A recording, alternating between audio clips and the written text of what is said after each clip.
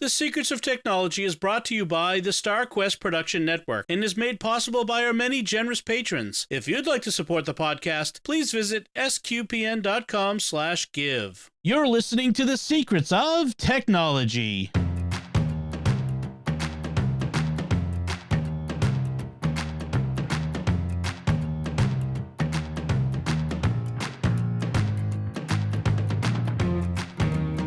Hi, I'm Dom Bettinelli, and you're listening to The Secrets of Technology, where we discuss the technology news that's important to you from a uniquely Catholic point of view. And joining me today on the panel are Joanne Mercier. Hey, Joanne. Hey, Dom. And Father Corey Stika. Hey, Father Corey. How's it going? Folks, I want to tell you about another show on the StarQuest Network you're sure to enjoy that I do with my wife Melanie called Raising the Bets. You can find that wherever fine podcasts are found or at sqpn.com/bets. That's BETTS. So I want to start first with a little bit of listener feedback. We got an email from Ted. Ted Coville sent in this email, and he says, I listened to your show today. This was our most recent episode of episode 200, where we talked about ChatGPT. And he says, I listened to your show today and was quite interested in the thought that the podcast could be created by an AI. And it was even brought up during the discussion. You thought that you could pull one over on the listeners, but AI always leaves some evidence that it was developed by an AI.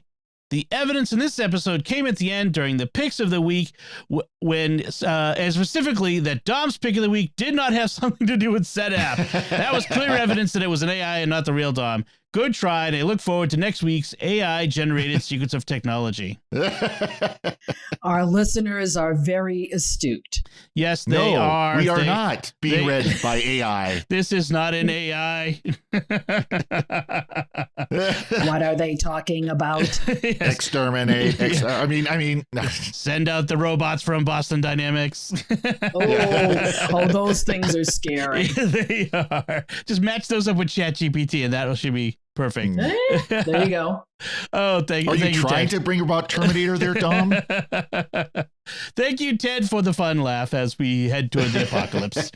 All right, so I want to start this week with another one of my Tech Tales of Woe. Oh, I have a sound effect. There it is. There. So, You've been waiting. Yes. All right, so here's the thing. So last Friday, I got a notice on my iPhone that a fraudulent charge attempt had been made on my Apple Card. Just as a little bit of background, I had several years ago, someone got a hold of the number from my Apple Card and charged a bunch of fraudulent charges. I mentioned before on the podcast, and I got it all reversed. We got it fixed. We changed the number, and Apple Card makes it really easy to change your number whenever you need to. So I changed the number, and so I got this message that someone had tried to charge $3,500 at a Walmart in Burbank, California, which I find a little bit amusing. Just, a Walmart in Burbank, trying to imagine that. Anyway, it was declined, of course, because it was on an old number, but I still contacted their customer service through the chat app on the phone, the iMessage, lets you do that really easily. And I talked with someone, via text, and yes, it was declined. You don't have to worry about it. We've marked it as fraudulent. And they assured me I was okay. So a little bit later, the same day, within an hour, I got a call from a number that said it was coming from Goldman Sachs Apple Card. The guy on the line acted as if he didn't know about my interaction with the previous customer service person, and he mentioned the charges and another one that from Staples that didn't show up on my account, and then had some other stuff, and then asked me if I'd verified an iPhone 8 on my account, and no, I hadn't, and then asked me to verify my identity. He said that I would receive a message on my phone to reset the password, which I was supposed to decline. Okay, that seems, sure, of course I would decline resetting my password. Then I would get a text with a number in it that I would have to read off to him. And then, of course, the text comes through, and of course that text says, don't give this number to anyone. Because, and I said to him, the text says don't give this number to anyone. Oh, anyone but me. And I'm like, no, yeah, that's not how that works. Right? So just, kind of to before I get to the rest of the story, just to kind of tell you, this was an attempt to hijack the password from my iCloud account. Okay, so I called him out as a scammer. I said, "Oh, you're the scammer. You're not from the bank. You're a scammer." It's like, no. See, I can prove it. And he reads off my social security number, date of birth, and home address to try to prove my identity. I hung up on him and called Goldman Sachs, Apple Card, myself directly, got through to the fraudulent charges department, the fraud department, and they had no record of the call and told me they don't have access to my social security number, the full social security. They just have the last four, and they would never read out my personal information to me over the phone. Okay, so keep that in mind, by the way. So I hung up. I finished with them, and we made a notation of the file and all that sort of stuff. And I'm confident they didn't get access to my iCloud account, but I still changed my password the next day. Because I was a little bit freaked out about it anyway. So what did I do? After getting off the phone, I went to the 3 credit agencies websites, Experian, Equifax, and TransUnion. And I told them to freeze my credit because this person has my social security, date of birth, and home address. That's the trifecta of identity theft. So I froze my accounts there, and I'll put links to the sites in the show notes in case this is something you want to do or something that happens to you. And then I went to the Federal Trade Commission's website for identity theft, identitytheft.gov, and filed a report, which doesn't necessarily cause any action to take place, except it's a proof that official report that this has happened. And if anything comes up in the future, I can point to this and say, I filed a report on this. So, I'm still a little unnerved and a little worried. I'm not super worried because they can't do anything to my credit because I've frozen at the 3 agencies. But they have this information, and the likelihood is they got this information from the Equifax data breach from several years ago. Millions of Americans had their information, and I in fact, I just got a check from the settlement of $1.49 or some stupid thing too, because that's compensation enough. Yeah. So just so you know, so the big takeaway from this is never, ever, no matter what they tell you, give them a number that they send you in text that will say, do not give this to anyone, especially if they call you. Tell them you'll call them back. Tell them I will call the main customer service number for your company's services. This isn't just Apple or Goldman Sachs, as anybody, especially your banks or any type of financial. I will call their main customer service number and talk to someone there. You make a notation in my file so that they see it, the person I talk to. Now, they won't want you to do that, and they will do anything, say anything to keep you on the line. But don't. Be strong and don't. Yep. And then tell everyone in your family and all your friends and family about this. Give them this podcast if you have to, but just let them know. Yeah, these are and these scammers are getting smarter and smarter. The fact that he was able to have your old number and then realizing the old number was bad, could then call you and try to get your new number, because that was going to be the eventual goal. Oh yeah, was not just you're verifying your social security number and all that, but also get your new number. Now we need your new number for our records. Right. So what he would have done was hijack my iCloud account, block me out of it, and then put his iPhone on the account so that he could use Apple Pay without actually needing the new number. He could just add the Apple Card to Apple Pay on his account, on his phone, on my account, on his phone, and then go charge stuff on it. That was my guess at his ultimate goal. Then then the number wouldn't matter. That's scary. Yeah. That is very, very scary. But, these things are happening all the time. And for the uninitiated, if they don't know what to look for, then they get caught. I have a colleague who got caught last year because she was on a website and they got all her information, and then they started taking her money out of her checking account and her savings account and doing all of that. So this is scary stuff, and you gotta almost be on it like a hawk. Right. It's lucky that it's the Apple Card. I mean, I know I'm an Apple fanboy, but the Apple Card tells you like it pops up a notification every time there's a charge, especially if it's a decline charge. And it's, and then it gives you these very easy ways to connect with customer service. You tap the button, it pops up, you get into a chat, you're in with someone right away, or you can make a call. It's all very easy to get through to somebody. Much more so than with like Bank of America, which is my regular bank.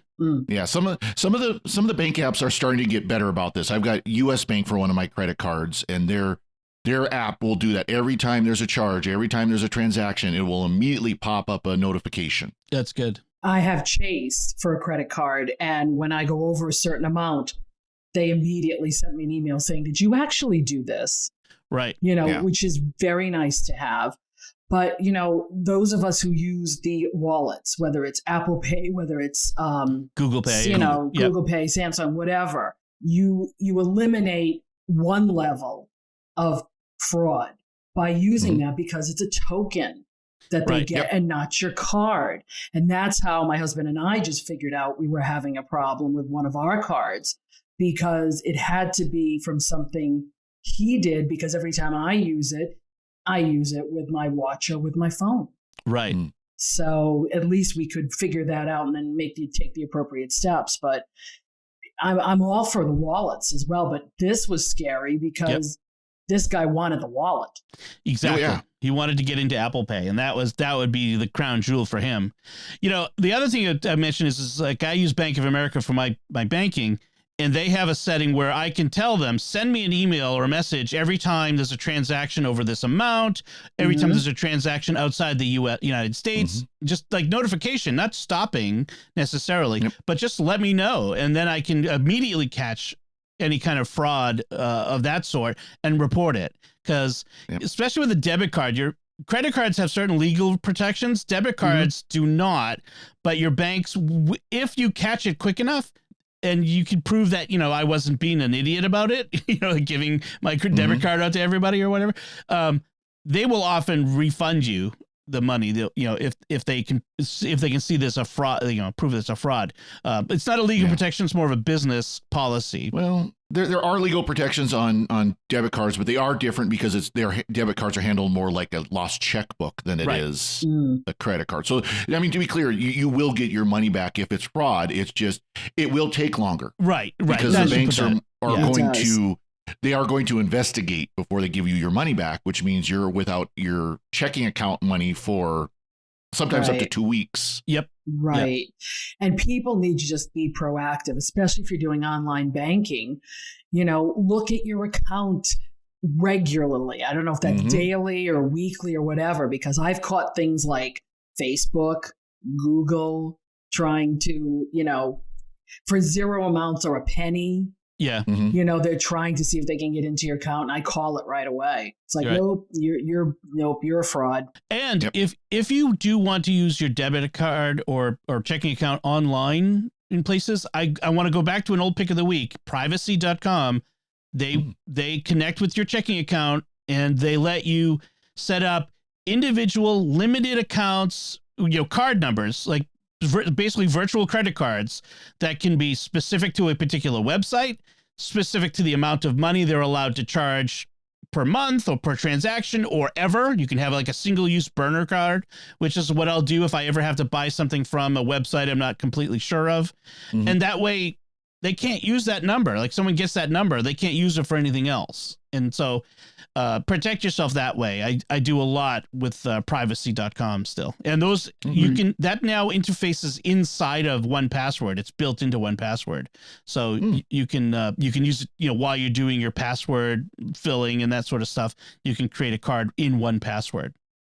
Nice. All right. So that is my cautionary tale, folks. Be sure to protect yourselves. Be safe out there. Let's move on to our main topic, which is we're talking about tech for cooking. This is more fun. This is a fun topic, yes. And there's lots of tech that you can get around cooking. Now, I wanted to, this is for indoor kitchen cooking, right? We're going to do a separate show on grilling and smoking tech at some later point. But this is about, in your kitchen, what kind of tech you can use. And I think we have a good mix here because Father Corey, you're cooking for 1, Joanne, you're cooking for 2, I'm cooking for 7. So we have a variety of experiences that we're going from. We all like to cook. And so there's lots of tech around cooking. For example, tech we use to find recipes, tech we use to or organize them, or tech we use for grocery shopping or for the cooking itself. So let's start with the beginning about recipes and sorts of things. Where do you guys go when you want to look for a recipe or something? Like, oh, I got to make dinner tonight. I've got some chicken breast. What am I going to make tonight? What do you use to find good recipes? Father Corey? Of course, a lot of is the classic Google. You just like, hey, I want to make this. Example, last night I made breaded chicken or breaded pork chops. And how do I make it? And of course, it's very simple. But still, it's like just Google search for it, or things like YouTube. Although I'm not the biggest fan of videos, only because they take so long talking about all these. We'll talk about this, but they always like to pad out the videos as much as they can. But right. YouTube, I mean, is just a simple one. I want this recipe. How do I make it? Okay, and that's the thing is, so just type it in with recipe, the word recipe on it, and you'll get all kinds. I'd recommend if you do that and you're getting a lot of sites of blog sites as opposed to the major sites, look at a couple. You know what I mean? Because they sometimes you're going to have some variations, and you may need to kind of like work between them. My wife likes to do that. She'll get 3 or 4 recipes for something she's making, and kind of like use her experience to go, you need more of this and that, and you need this has more of that, and kind of work from there. How about you, Joanne? What do you like to use? Oh, in my house, there's 2 of us who cook. So he likes to use America's Test Kitchen and the Cook's Country website. He loves watching those shows every Saturday on PBS. But, the America's Test Kitchen, it's $45 to $70 a year subscription just to get on, just to be able to use that site. Just the website, not including the magazine. Yeah. But see, again, we're a digital household. We read stuff on our iPads. We don't want a magazine. Right. We don't want paper. Right. So he's found some of the older recipes on YouTube. Yep. They do have a channel. They pad it just a little, but you got to hear him. He's got his iPad set up, and you hear it going, and now put this in. And now put this in. So this is what he's good at it, and he loves it.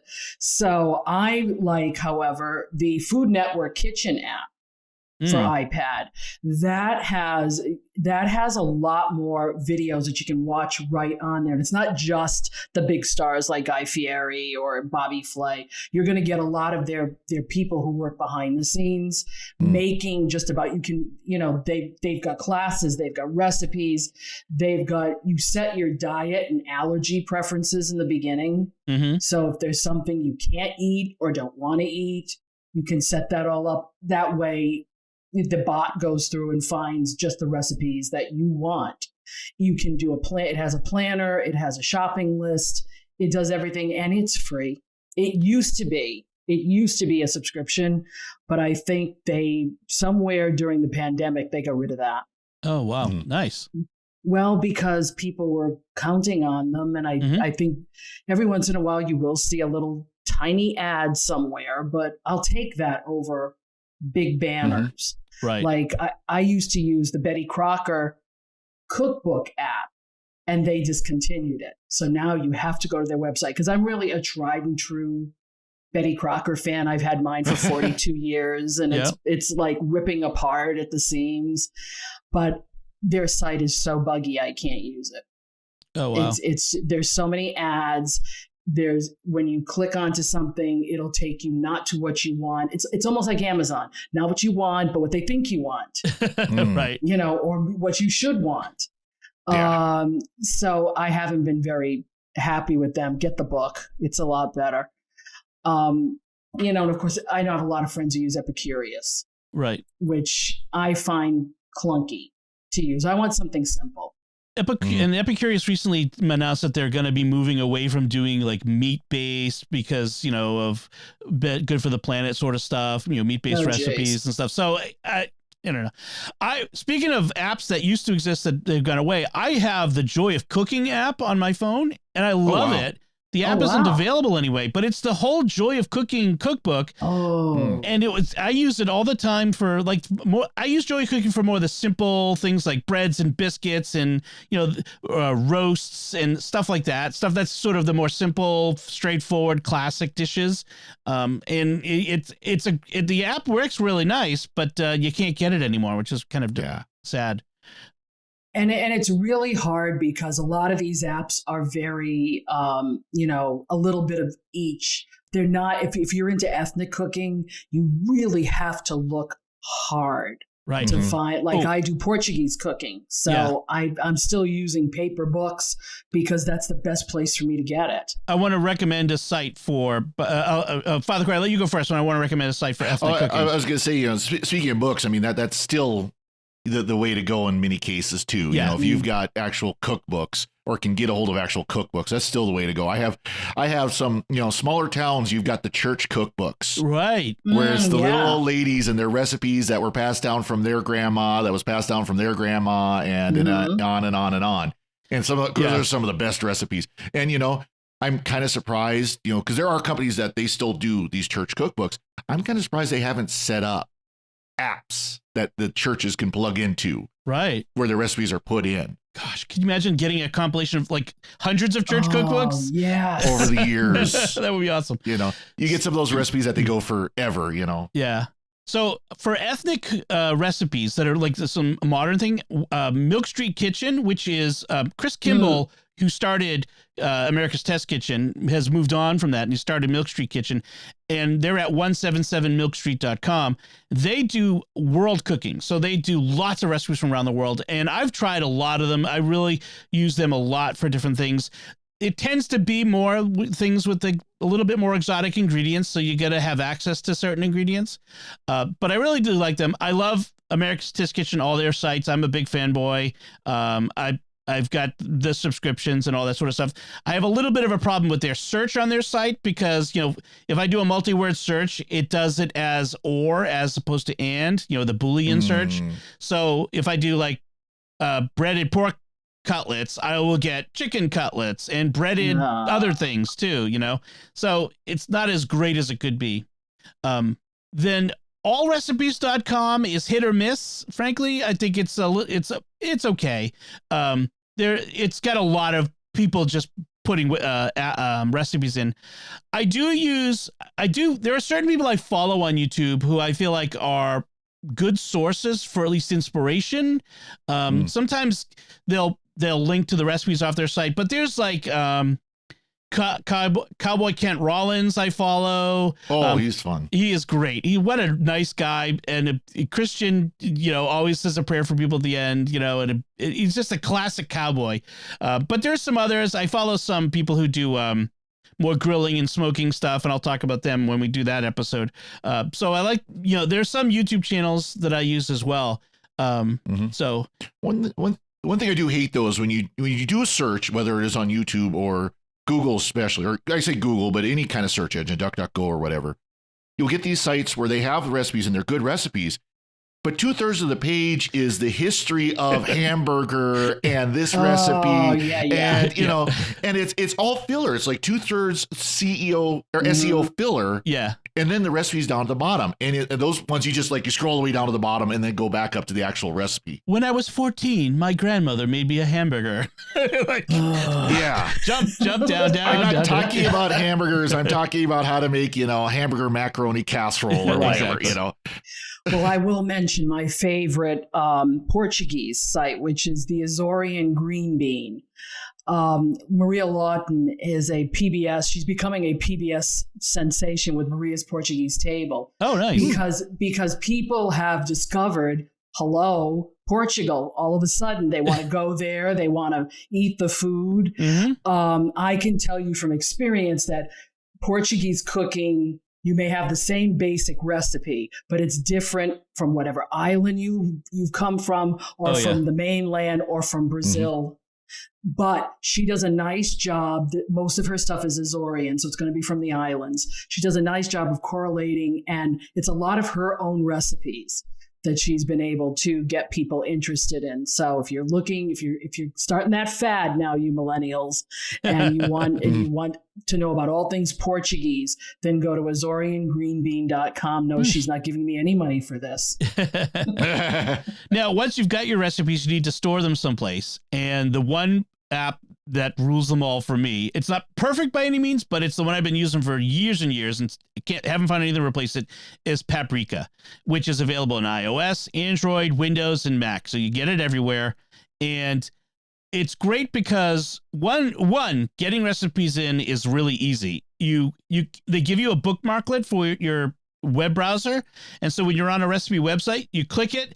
And for many, many, many websites, all the big ones, it knows how to parse the page, and put the ingredients, the directions, and notes in a picture and the title all in the right places.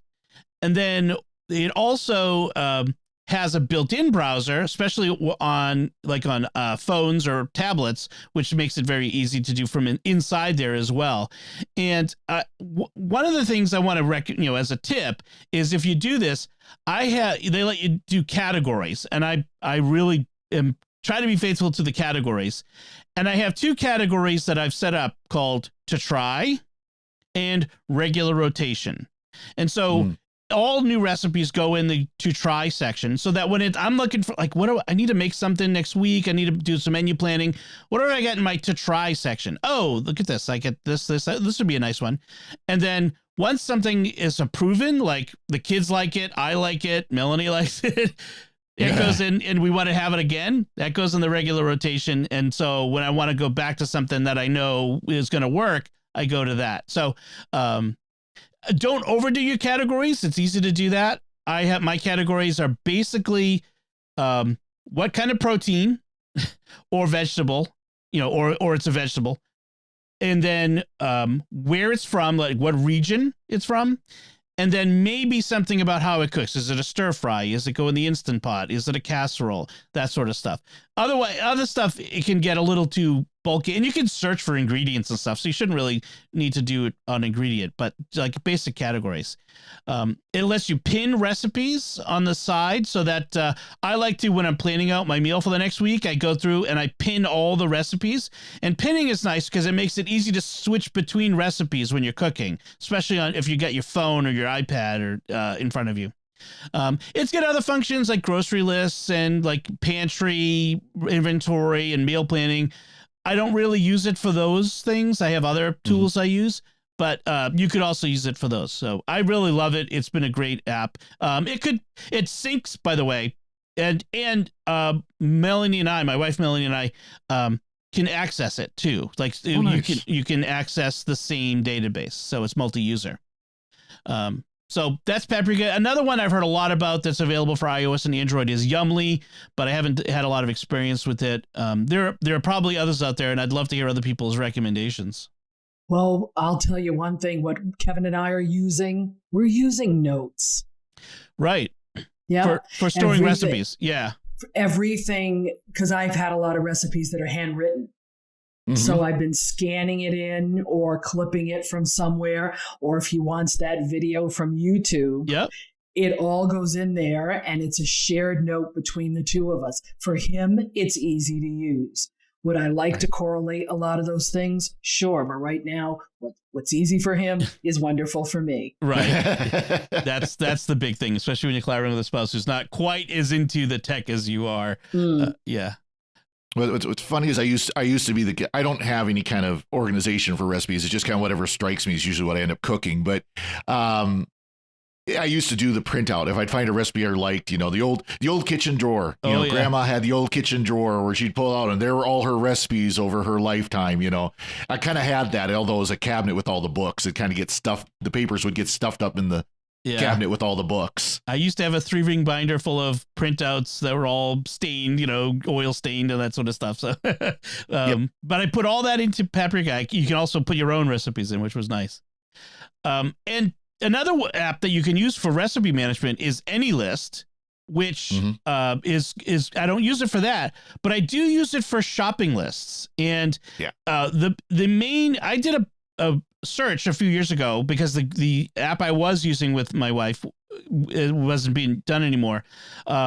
So I did a review, and this one was consistently better than all the others for me. AnyList lets you create multiple shopping lists depending on where you go. So we have a main grocery one, and then we have the Whole Foods one when we want to buy something expensive, and then we have the pharmacy one and the Target shopping list, and you have different lists, and you can collaborate. She has the list too, she can add things, but the big thing for me was that it has to have a database so that when I want to put flour on there, it's got all-purpose flour, and it puts it in the right aisle, so it groups things by where it's gonna be, when in the grocery store. And some grocery stores are different, and you can change the set, where things show up in it. I had to add an ethnic foods aisle because most grocery stores put all the particular like Chinese and Mexican and Thai things all in one aisle, which they weren't doing, which was kind of weird. So we use AnyList for our shopping list, and as you go through, you can check things off. I've encountered an issue, and I'm not sure whether it's user error or a bug, where things have disappeared off the list. Like we both know, I know I put that on the list. Oh, it's not on the list now. And so is it memory? Could be. Or did one of us accidentally cross it off the list? Possible. Is it a bug? Maybe. So I don't know, but regardless, AnyList for me has been better than any of the other ones for a shopping list. Now, I believe most grocery stores, if you have a particular grocery store you go to solely, whether it's the only one in your town, or if it's just the one you happen to like the most, of all the options, this is the one you like and the one you go to most times.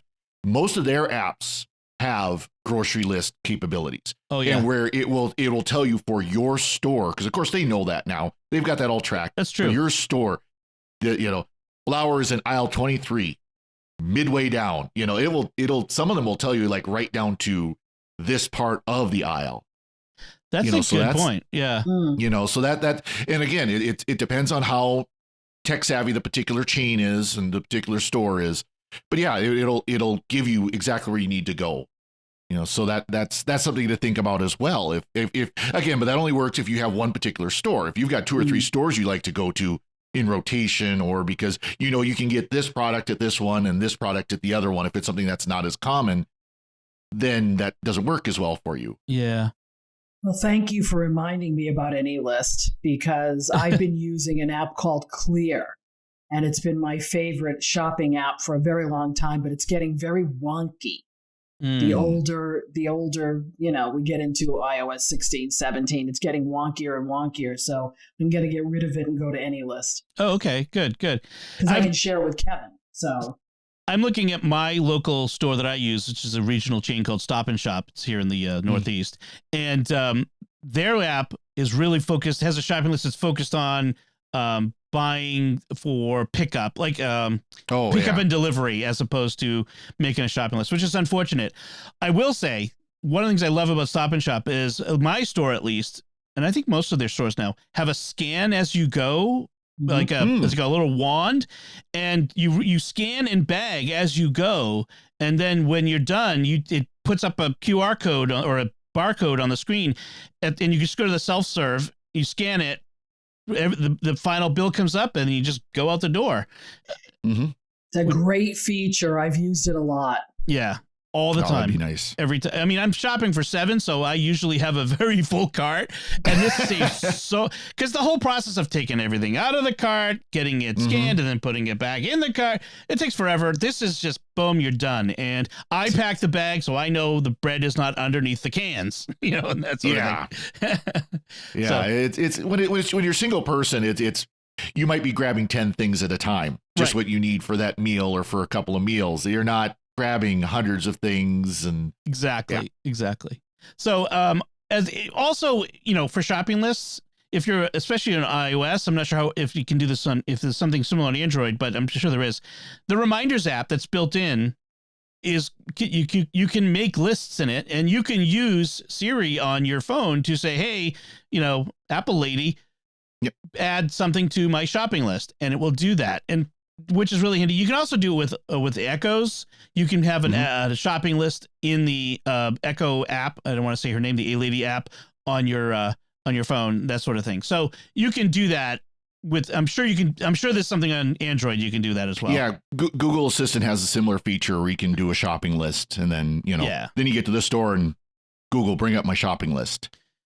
So one of the things that I do every week, every Thursday, my wife and I at dinner time, we with the kids all around, we make a menu for the next week. We've only started doing this the last 4 or 5 months because it's just every night the question of what are we making for dinner? Why do we have to eat dinner every night? What am I in the mood for? Yeah, it's just such a hassle. So we decided we're going to do the meal planning thing. So every Thursday we sit down, I pull up Paprika, I look at stuff I want to make. I always make at least one new dish every week, try something new. And then, we ask the kids, what do you want that we haven't had? And I make a note in Apple Notes that I share with my wife, Melanie, that has the menu for the week. And it has, Friday we're having salmon, Saturday we're having this, and so we have a note. And so now we know. Now it doesn't mean that's set in stone. We can get to a day and go, oh my gosh, this was a terrible day. We're having tuna fish for dinner, or whatever, we're having leftovers. But at least we have a plan, because I do all the food shopping on Fridays. And so now I know what to buy for what's coming up, and so I really want to recommend this, having a shared note with your spouse, and that way they also can plan, hey, we're having what for dinner, and you can even, if your kids are old enough to have devices, share the note with them, because you know what, the question that always drives you crazy is I'm sitting in the kitchen and I'm chopping up stuff for pasta. I'm boiling water for pasta. I get boxes of pasta and kids go, what's for dinner? We're having lobster. See? It's just in the form of spaghetti. That's okay. If you're a couple, it's what would you like for dinner? I don't know. What do you want? I don't know. What do you want? I know. I'm looking forward to the day. Not necessarily looking forward to the day, but looking in the future to the day was just me and Melanie, where it's like, what is it like to just cook for 2 people anymore? It's going to be weird. Anyway. Well, you end up cooking for 4 because you want leftovers. Right. Well, there you go. Just remember the classic problem, cooking for 1, because nothing except heat and eat comes set up for 1. That's right. Well, that's an interesting problem that I was talking about on Raising the Bets, the podcast I do with my wife Melanie the other day, which is the converting recipes. Most of the recipe software will let you, double or cut a recipe in half, but it doesn't always exactly work that way. Like, you don't necessarily always double you got to kind of know what you're doing. That's one of the things, by the way, that I wish Paprika would do better is when you double or half or whatever increment in between, it does it for all the ingredients, but it doesn't change the directions. So you've got to remember that 2 tablespoons in the directions is now 4 or 1. And not every recipe, most recipes I find on most websites are designed to feed 4 as the middle ground. So if I've got 7, I'm doubling. If you got 1, you're cutting it, in half, or, so it's an issue. Well, and it affects how long something cooks. Exactly. If you've got more, any stews or anything that you're putting multiple things in the oven, it's going to take longer to cook because and so a bigger hunk of meat. That as well. Yes. Yep. Yeah. I've got, like, it all fits in one pan for the regular recipe. So now I've got to have 2 pans, or do I do 2 batches, or it's something you got to figure out.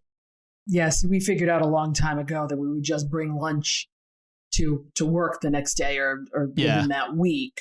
So we just make the recipe as is and then portion it. Right. Yeah. Right. And don't forget too, there are things that you can make large batches of and freeze. Yep. Freeze. Chilies and soups and stews are great for that. I've got some big ziti That's in the even freezer better. that I'm going to have for lunch. Ooh. So let's get to my favorite part, because if you're someone who likes to cook, cooking gadgets and tools are a blast. This is the techie side of it. This is the fun side. This is the Real spendy techie. side. Yes. So one thing every person who likes to cook is going to tell you is have an instant read thermometer. And there are a bunch of different ones out there. I favor the ThermaWorks ThermaPen. It's a bit more on the more expensive side, a little bit more. I love the ThermaPens. They're instant read, instant on, give you an instant temperature. I also recommend getting a probe thermometer. So instant read is you stick it in, you get a temp, you take it out. Probe thermometers are designed to stay in the dish, say a hunk of meat or whatever, and tell you the temp on an ongoing basis. And I love to use that for like roasts or anything that's going to cook over a period of time that has a set final temperature. And I'll put links to the one I like from ThermaWorks, the one I like there called the Chef Alarm, which has, I think that's the one that has 2 probes. I forgot to double check, but I have several ThermaWorks cooking alarms and thermometers, because it's me. No, this is the one that has 1. They also have one that has two separate probes. If you have 2 different things that you're keeping track of, they even have one that has an ambient temperature thermometer. If you're not sure of your oven's accuracy, it will allow you to keep track of how hot the oven is, as well as how hot the dish is inside. So just a couple things like that. So they have a variety of things. But one of you picked someone put on the list a different thermometer. Joanne? Yeah, that's the one that we use in our house, which is the Lava Tools, the Javelin. And it's an instant. It's an instantaneous one, and it's very nicely priced. You can get there's one more, I think, that's a little bit more expensive. But when I was looking for a meat thermometer, we've had every type of meat thermometer you can think of. And we've broken 3 and lost 2. Yep. So this is the one that went under the Christmas tree this year. And I said to my husband, this is it. This should do it for us. And I like we like the fact that it's ambidextrous. We have a friend that we also suggested that too, because he's left-handed. Right. So, because they make everything for righties. Yes, they do. And I understand that. So, and we've used it now since Christmas, and it's really been very accurate, and even told me that I overcooked a few things. So, but my other thermometer did not. Nice. Which is the whole thing. So this one I can vouch for the accuracy. It's a nice big readout too. That's an important thing. Yes, it's huge. Yeah. And the ThermaPen does automatically flip around depending on how you hold it too. So that's a really nice feature as well. Yeah. I'm glad it has it for half the price of the ThermaPen. Yeah, I do have one of the probes. It's actually, I think it's, if I remember right, it's Instapot branded, instant branded. Yeah. But which means it's Chinese generic that's got the instant branding on it. But it's similar to the Chef Alarm.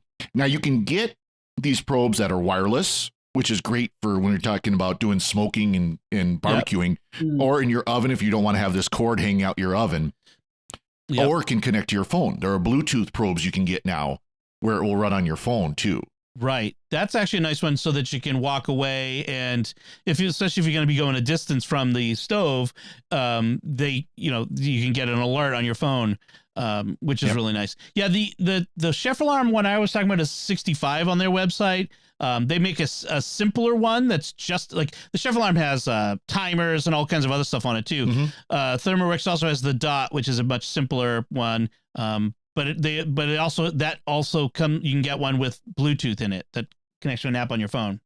But what is nice about these probes is, especially like the Chef Alarm or the one I've got, is you can set beep at me when we hit this temperature, alert me when we hit this temperature. Right. Yeah. So that you can maybe set it, 5 degrees below what your final temperature is going to be. Exactly. So then you can get there and you can get prepared to then pull it out of the oven or pull it off the stove or whatever. So something else, another gadget that's really nice is sous vide cookers, or Or I forget what there's another word for it. Like, so what you do is you take your food, you put it in a bag, you seal the bag. You can either use a vacuum sealer, which I don't have on the list, which is something I also recommend.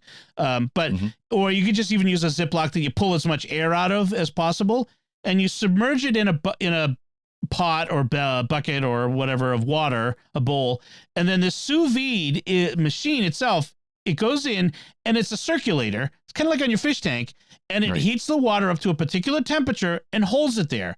Now the idea is, it will bring something to a temperature and keep it at that temperature. It won't overcook, and you'll keep it there for a period as much time as you need it to generally.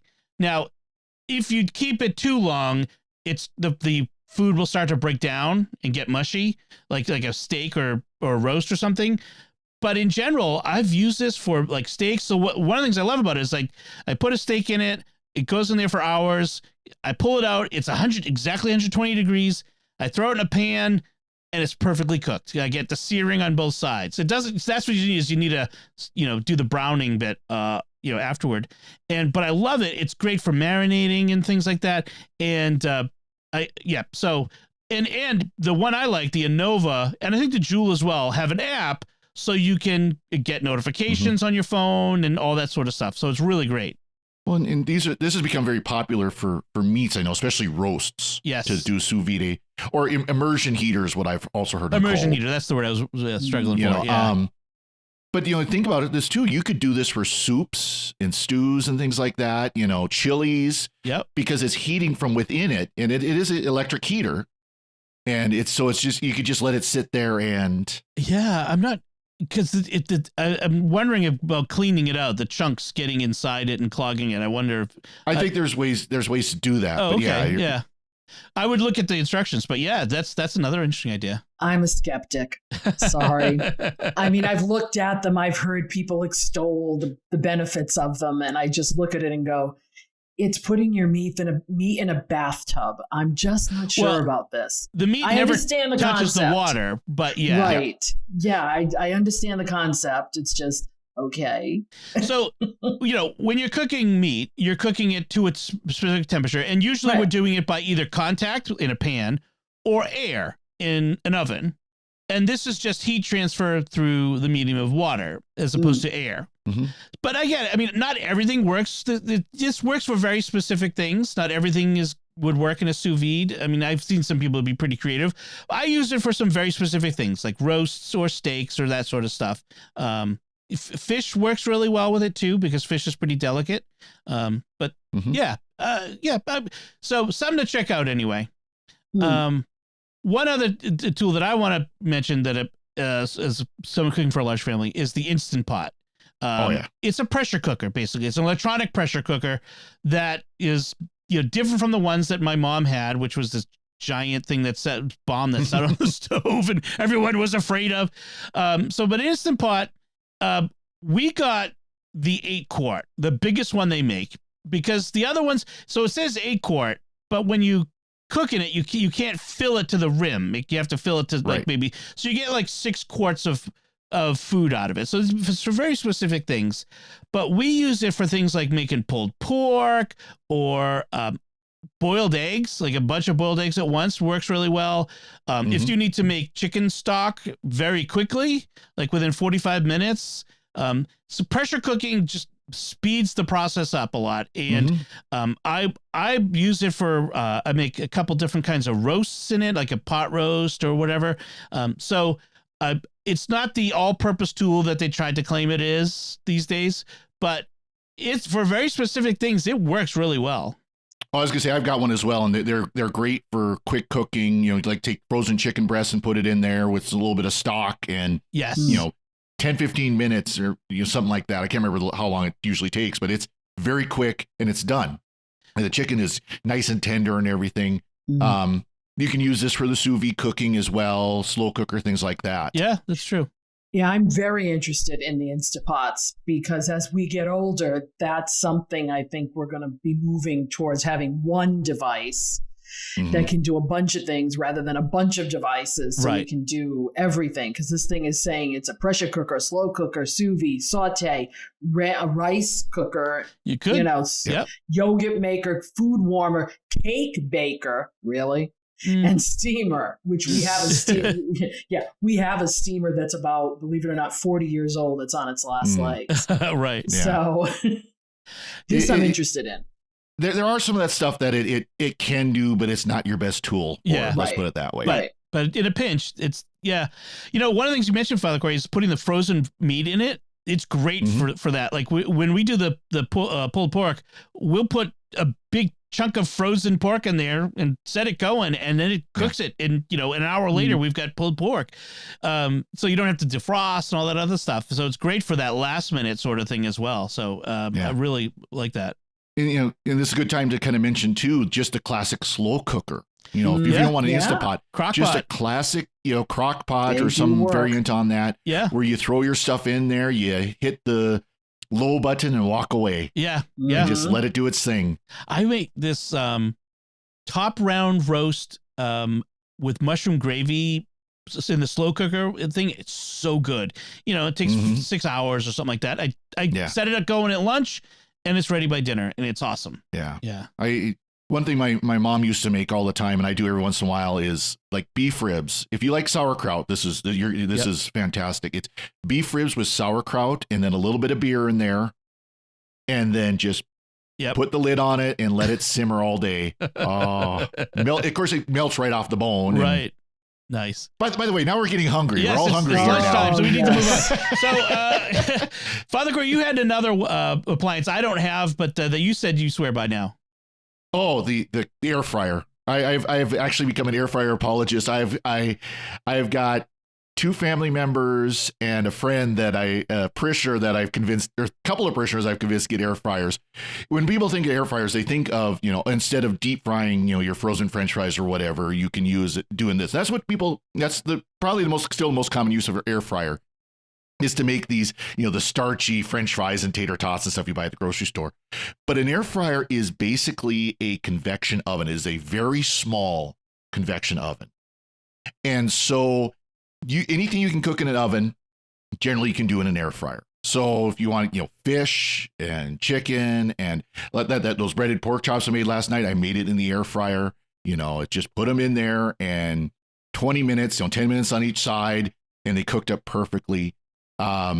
Just they're great tools, not just for frying without grease, but for any kind of oven type thing. Now there's limitations, they claim, again, this is another thing where they claim they can do everything, but they really can't. They say that you can do soups in there. Well, it depends on the air fryer, because some of them have slots on the side where you don't want to try to put a soup in there because the soup's going to come out. Right. But a lot, again, you can, and they also claim you can grill and bake. Well, baking is pretty much what they do.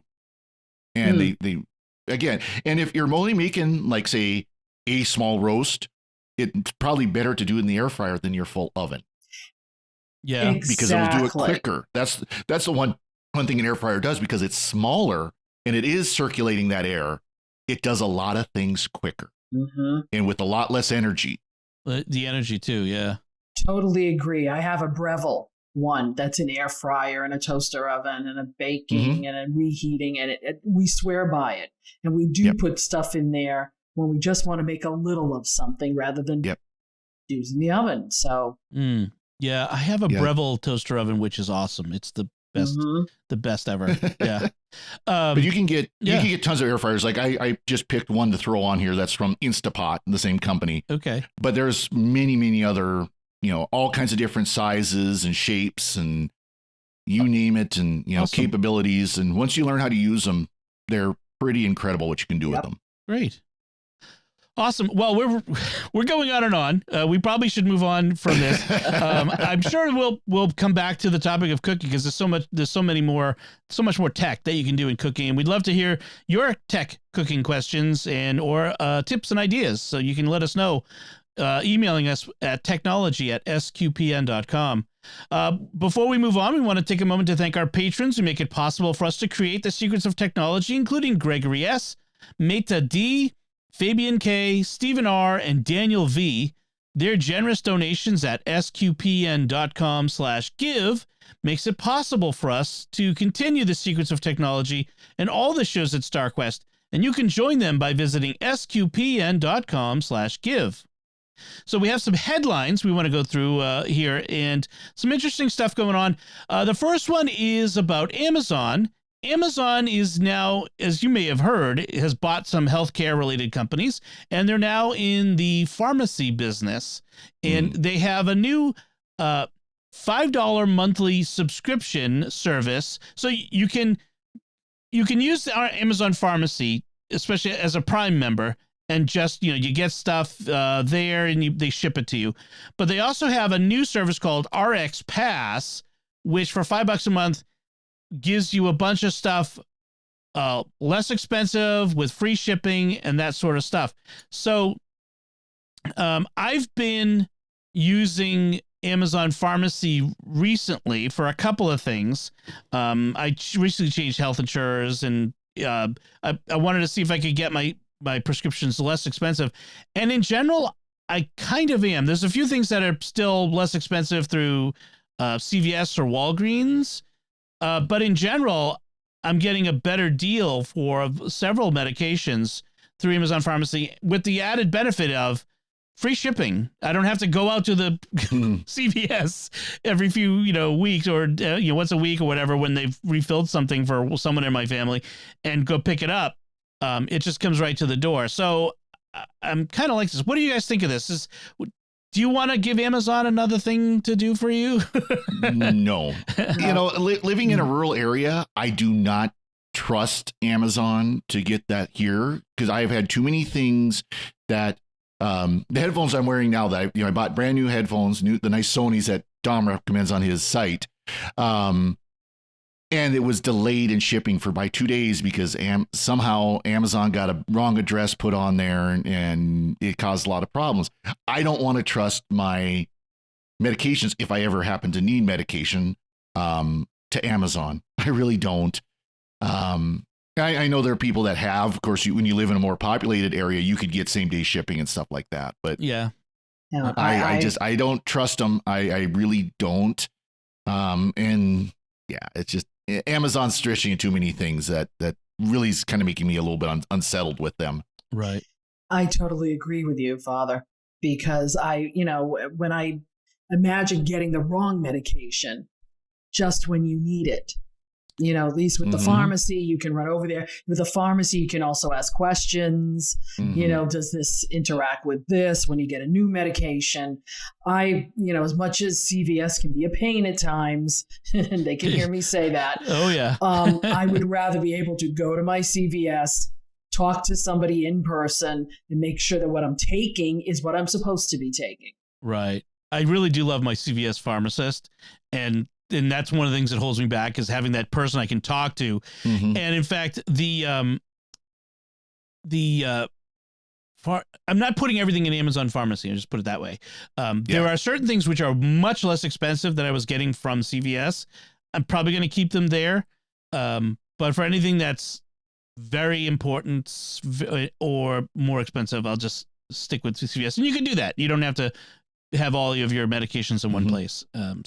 Admittedly, I've got the advantage of, I know some pharmacists in Great Falls who are Catholic and pro-life and the whole works too. So anytime I need something, I want to support them. Yeah. And that's something to think about too, is if you have somebody like that are still around, if CVS or Walgreens haven't bought them out yet, or Rite Aid or whoever, Right. Yeah. The small town pharmacists, that's definitely, if we had that, I would be supporting them. So our next headline is a pretty, prescient, or not prescient, but topical. That's what I'm trying to think. A bill is being pushed through Congress right now that would potentially ban TikTok in the United States. And this is a big deal. I mean, it's in the House committee. It's likely to get passed by the House committee and the House. Whether it would pass in the Senate is still a question, although Senator Josh Hawley's been pushing this in the Senate. And there's some bipartisan support. People are worried about TikTok and the influence of the Chinese government, and reports that have come out that the Chinese government has had access to data on Americans through this app. So, and in the meantime, the White House is issued guidance that all U.S. government-owned devices must have TikTok off of them by just the 30 days. I think, by the end of March, I think it is, and which is already the case for the Department of Defense and CIA and Homeland Security. But this is going to be every government department. What do you think of this? I hate TikTok, so I'm biased. Yeah, I think it's a problem app. I think it's caught the attention of a lot of people, including our young people, and now they see it on par with. I have to be on TikTok. I have to be on Instagram. I have to be on all of the different things. And this one, I think, is definitely a data suck. Right. It's getting your data. You take all the problems with addictive social media, and then you add on top of it the geopolitical issues that are here, and that makes a double problem. Yeah, I love the name of the act. You can go online and read it like you in email. It's Deterring America's Technological Adversaries Act, or Data Act. Of course, there's somebody in Congress whose job it is to come up with these names. They're paid good bucks to come up with them. Yeah. But no, I agree that it's. TikTok is a real concern. I mean, all these social media are a real concern. I mean, let's be honest. But TikTok more so because China's relationship with the corporations based out of China is very, very different than here in the United States. Yeah. The Communist Party does have its fingers in a lot of things in China. And so this is a very legitimate concern of how much information is going out through TikTok that China is able to use. And we're not talking about the teenage girl dancing in front of her camera or something like that. There's issues in the Ukraine where Ukrainian soldiers were actually doing Operation Security violations by filming themselves on the front lines. Right. Well, and suddenly, oops, they got hit. Right. There was a big Russian base got hit when the Ukrainians were able to correlate all of the locations of these cell phones into one place. So Canada, the EU, and Taiwan have all banned, Taiwan obviously, have banned TikTok from government devices. Other nations are following suit. Denmark and other countries are considering complete bans. So it's an interesting question. To deal with this problem of this very popular app, which can be used for good things. I'm not going to deny that, but it's got some interesting questionable roots. So our last headline is this story that says that perfectly good MacBooks that are from 2020, less than a few years old, are being sold for scrap and destroyed because they can't be resold because of activation lock. Now, activation lock is something we've had on phones for a long time, but Apple has put it on all their silicon Macs, the M1 and M2 devices, so that it's locked to the original user and only the original user can unlock it to hand it on to someone else. And that's an important point, is if the original user unlocks it, then a used device is perfectly usable.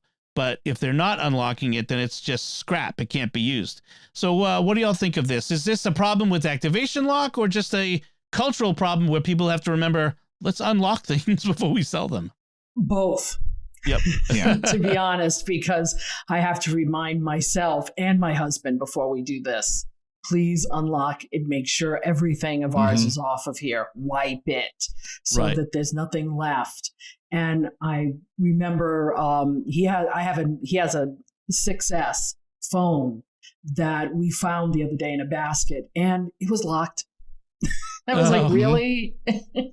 And I think we were supposed to turn it in for something. Good thing we didn't. Now I'm using it as a camera for Mevo, but still, you got to remember to do that. You should be wiping your stuff, because then all your information is somewhere else, or somebody could end up being you.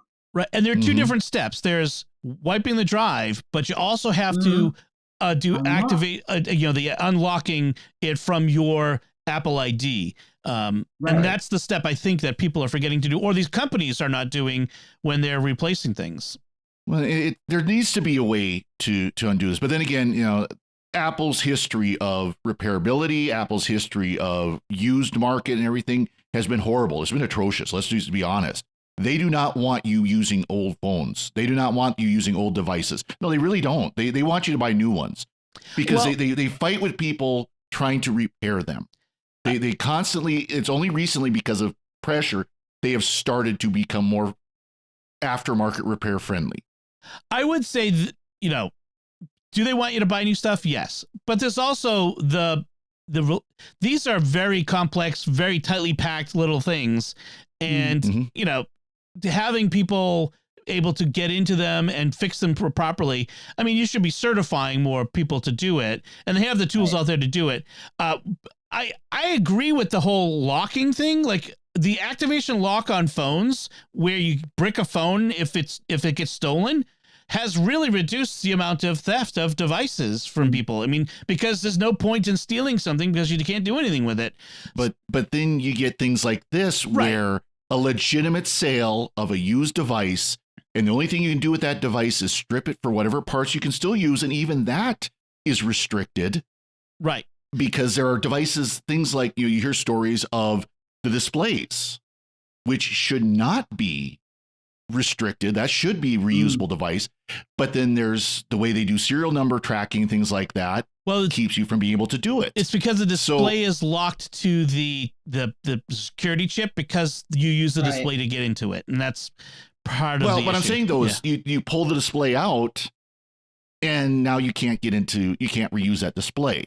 Right. And so it's things like that. There needs to be a way that legitimate resellers can unlock these devices, can parts out these devices and rebuild, but Apple constantly fights that. And that's the concern I have. Not, again, yes, there needs to be ways to brick the device. And, they've had this since, for a decade or longer. Right. But there still needs to be ways that legitimate resale and legitimate repair can be done. And Apple is in the lead of constantly fighting this and making it hard to. I can agree with that, but I think the other thing that Apple has that other people don't is that we have attached to our ID all these devices. And I think people have to be reminded that when you sell a device, you really have to take it off your list. Right. Or it stays on your list and you can possibly end up either bricking it or having your information compromised. That's the other part of it. So we just no other company does that, I don't think, other than Apple. They really need to do a better job of reminding people, like, you've got these old devices on your account. Do you still want them there? Or that sort of thing. You've just got a new phone. Are you doing something? Are you keeping this old phone? To be a little more proactive, I agree. They need to be better at reminding people to, if you're getting rid of your device, unlock it. In fact, they do that. If I trade in my iPhone, they have instructions. You have to unlock it and do all this stuff, so they can do that. They just aren't doing it well enough, or people aren't following the instructions. I think there's maybe a way that they could do bulk unlocking where a company has sold off has got a bunch of old MacBooks that they're getting rid of. And the reseller gets it and says to Apple, such and such company just got rid of this stuff. And Apple has a way to say, to find out that you have legitimately received these from that company. I mean, I don't know exactly how it would work, but it would be nice for them to know that they're trying to fix that, because you're right. I hate the idea that we're grinding all this stuff into trash and throwing it away. Well, and I agree with you. There needs to be some way to unlock these legitimately resold devices. Yeah. We're not talking about theft. We're not talking about, what we talked about at the beginning, where identity theft or anything like that. We are talking about company bought 100 2020 MacBook Pros. They upgrade every 3 years, and they should be able to resell that to another company, not have to send them back to Apple. Well, they don't. I mean, to be clear, that company could unlock these devices. But again, and if it doesn't happen, there should be a way that the reseller can go to Apple and say, either give me the tool or I will send you the tablet or the devices. You unlock them and send them back. Right. We will pay for that. Right. Yeah. I agree with that. Yeah. But right. The companies that are getting rid of these need to also remember that they have a responsibility to make them reusable by unlocking them. That's been the problem as old as time. Well, I mean, yeah, I know. So there needs to be other ways around that. Exactly. There needs to be ways.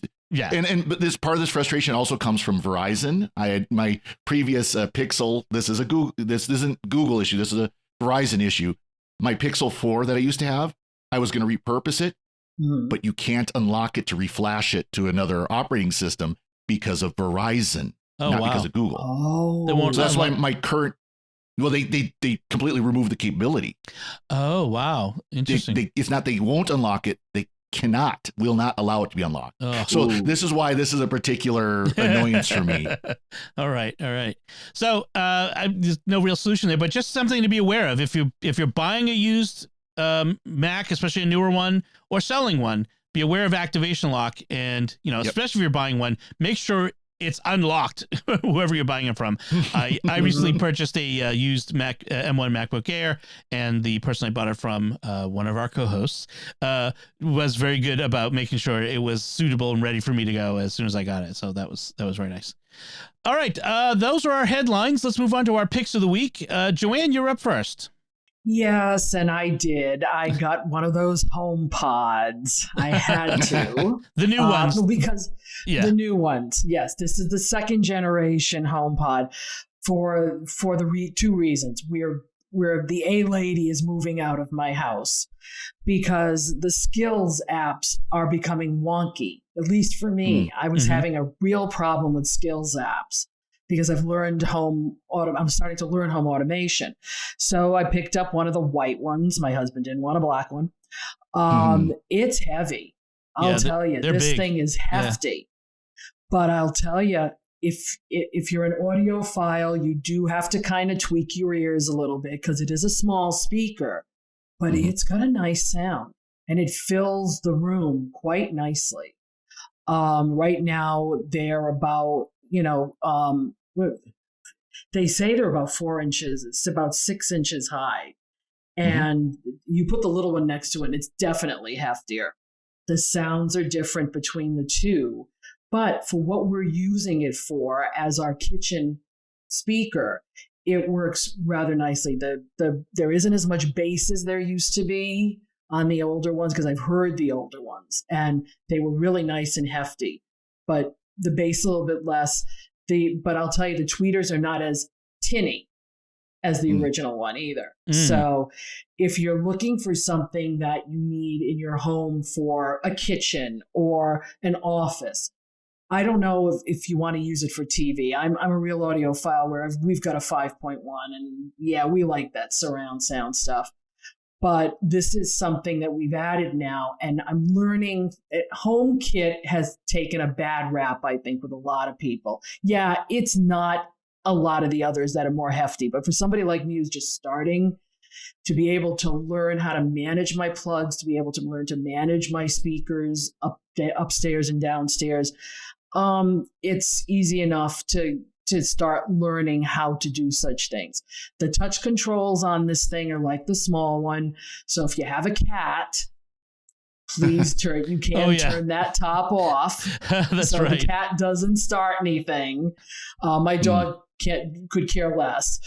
But for $299, it is an Apple product. It'll last a long, I didn't get the Apple Care. The Apple Care. Because, there are some certain things I get Apple Care for. Speakers are not one of them.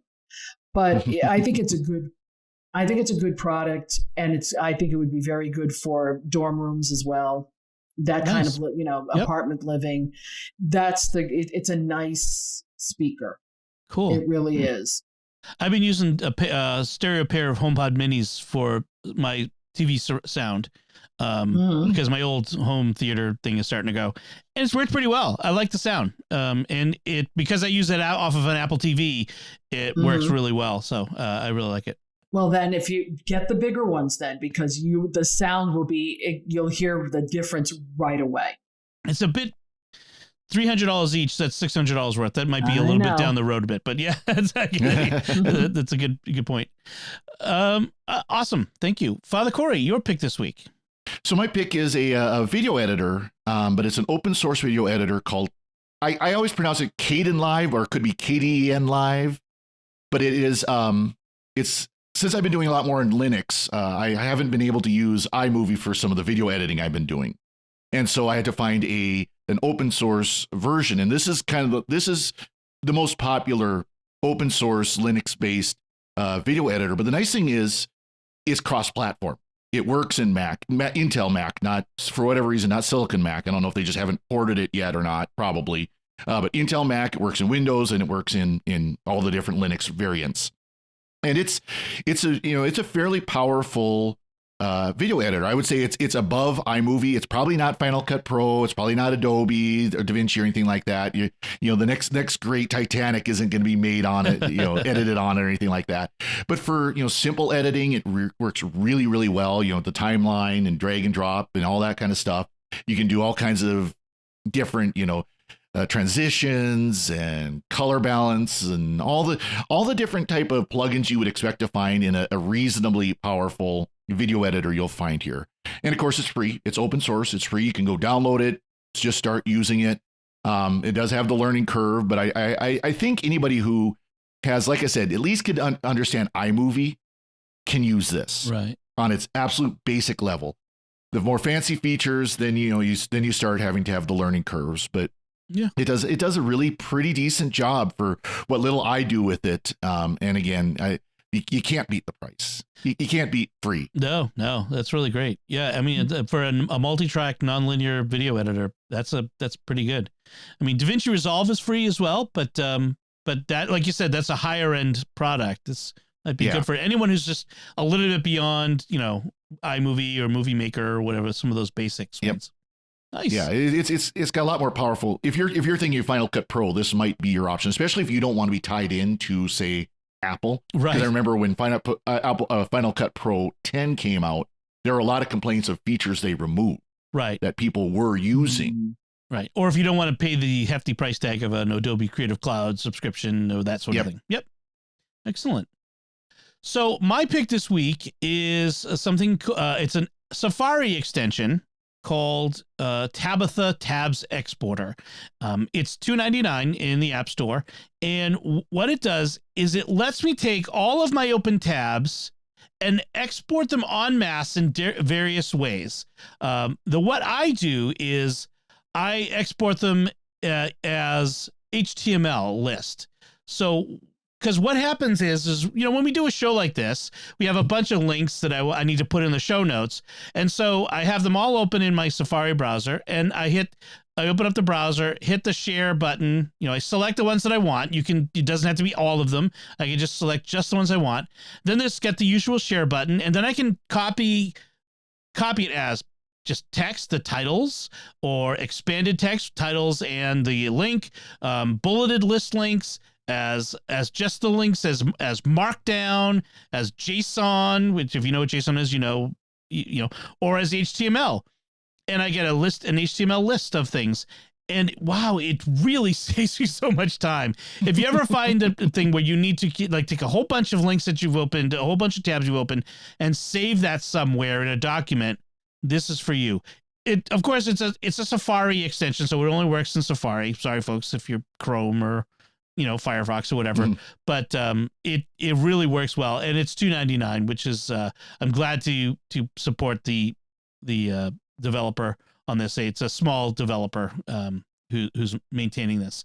So it's called Tabitha Tabs Exporter. All right, so that should do it for us this time. We had a little bit of a longer episode this week, but I think we had a lot of good content for you there. If you've got anything you'd like to share with us, anything you'd like to ask or comment on, you can do so by going to the show at sqpn.com/technology or the StarQuest Facebook page at facebook.com/StarQuestMedia. Send an email to technology@sqpn.com. Visit our StarQuest Discord community at sqpn.com/Discord, where we're having some great conversations. You'll find links from our discussion and picks of the week, collected by Tabitha, on our show notes on starquest.fm/TEC201, Tech 201. please write a review of the show in Apple Podcasts or wherever you can write reviews of podcasts, and share the podcast with your friends. It helps them, especially with my Tale of Woe earlier in the episode, but it also helps us grow this community and reach more listeners. We'd like to thank James for research assistance in this episode, and until next time, Father Cory Sticha, thank you for joining me and sharing the secrets of technology. Thank you, Dom. Joanne Mercier, thank you as well. Thanks, Dom. And once again, I'm Dom Bettinelli. Thank you for listening to The Secrets of Technology on StarQuest.